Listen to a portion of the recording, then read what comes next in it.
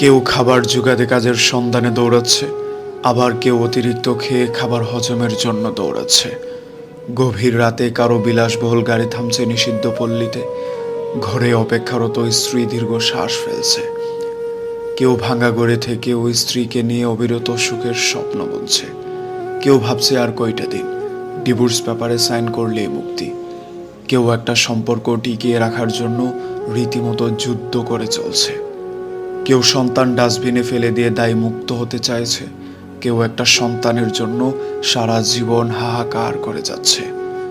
কেউ লাখ টাকার ডাইনিং টেবিলে বসেও তৃপ্তি সহকারে ভাত খেতে পারছে না, কেউ পেঁয়াজ কাঁচামরিচ কচলিয়ে গোগ্রাসে ভাত গিলছে।